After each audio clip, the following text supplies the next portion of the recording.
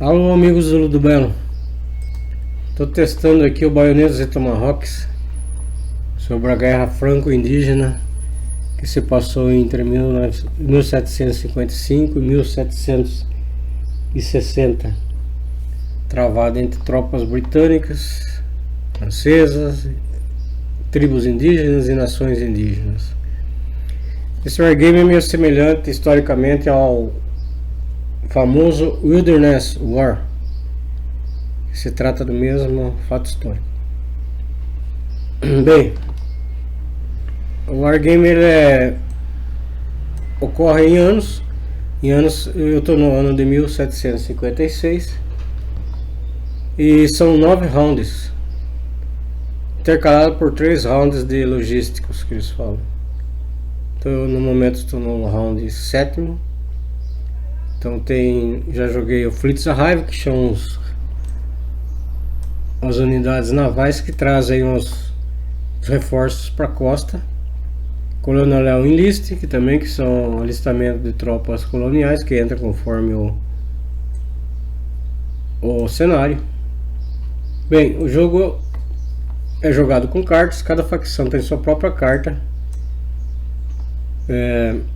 No momento, o francês domina algumas tribos indígenas e o britânico domina uma nação indígena, a Cherokee. Então, o dado 6 aqui denota a iniciativa. Então, no momento, o britânico tem iniciativa, seguido pelo francês. E as duas facções têm um evento chamado Action Round Start. Então, antes de qualquer ação, tem que ser jogado esse evento. Então aqui na carta tem vários shapes aqui, quadrado, triangular, que são usados para ativar as unidades para movimento, combate. No caso indígena e francesa, fazer rally. Então vamos lá. As unidades são, por exemplo, indígena ligeira, tropas ligeiras indígenas, por exemplo, a Malecite, a Micmac, aqui no caso a Languis, francesa, e aqui o Morgan, britânico. Qual foi a principal função dessas unidades? Além de combater e ocupar espaço, eles podem fazer raid. Por exemplo, essa ligeira britânica vem para esse assentamento Côte du Sul francês e tenta um raid. Então o vassal já dá a oportunidade para você rolar. Aí no caso ele conseguiu uma bandeira, então conseguiu um raid. Ele volta para o local que ele originalmente partiu. E aqui temos a tabela de raid. Acrescenta um ponto de raid para os britânicos. Quando chegar no 8º ponto de raid, ele volta para 0 e ganha um ponto de vitória. Então as unidades são ligeiras, tanto francesas, indígenas como britânicas. E temos as unidades brigadas metropolitanas, francesas, britânica. No caso aqui, essa brigada metropolitana francesa, La Sarre, Royal e Roussillon, ela tem um gorget, que o que representa ela, a capacidade dela carregar um líder. No caso é o Levi, que são 3 de rating de líder, que serve para 3 rerolls. Vai rolar 3 vezes de novo, no caso se você não conseguir um sucesso. E no caso aqui, esse líder ele pode rolar tanto para unidades metropolitanas quadradas quanto para unidades ligeiras.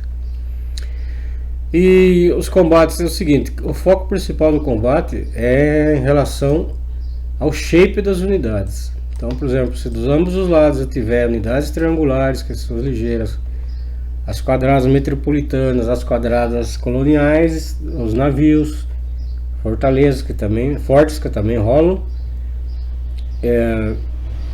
e artilharia. Se do outro lado tiver, primeiramente ela sofre um hit, o lado contrário. Em seguida, o que acontece?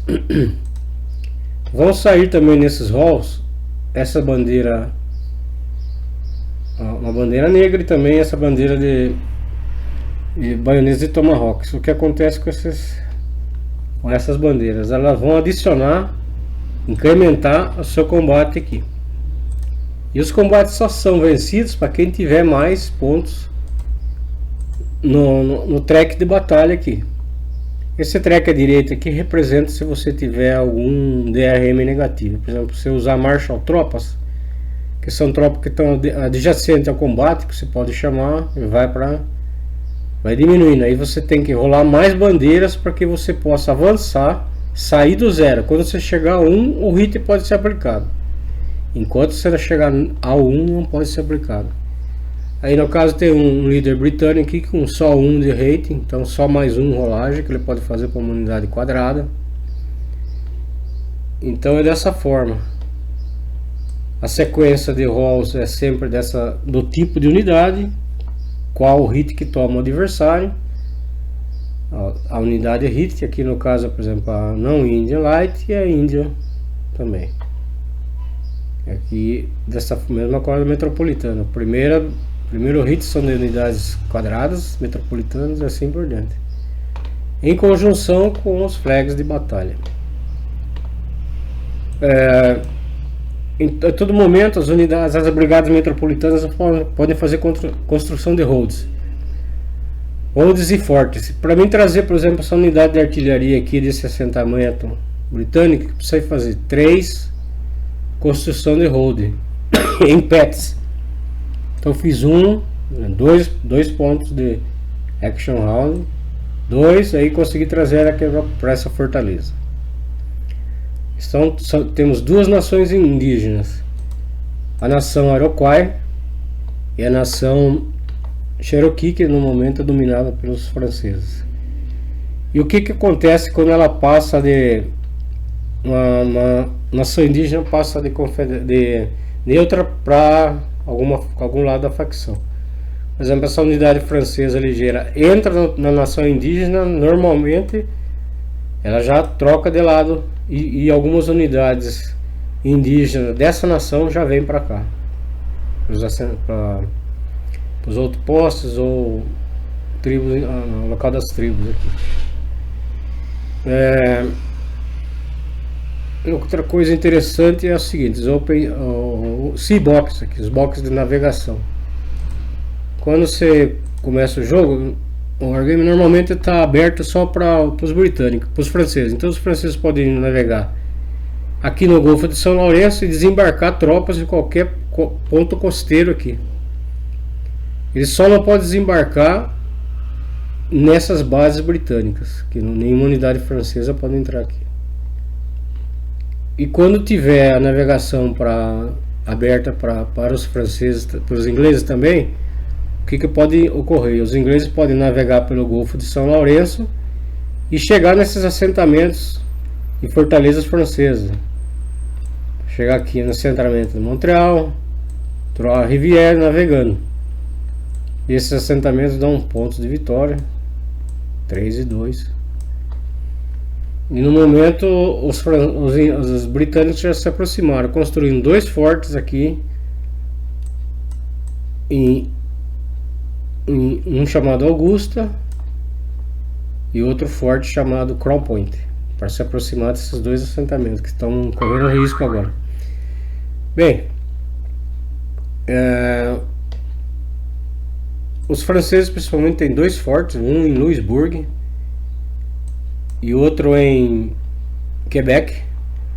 Cada forte desses tem 2 bastiões que só podem ser destruídos ou quando se tomar a fortaleza, depois de destruir os 2 bastiões, e somente com artilharia. E no restante é batalha em movimento e movimento ponto a ponto, né? E construções. Enfim, é um excelente wargame, gostando demais de jogar. Valeu, amigos, abraço.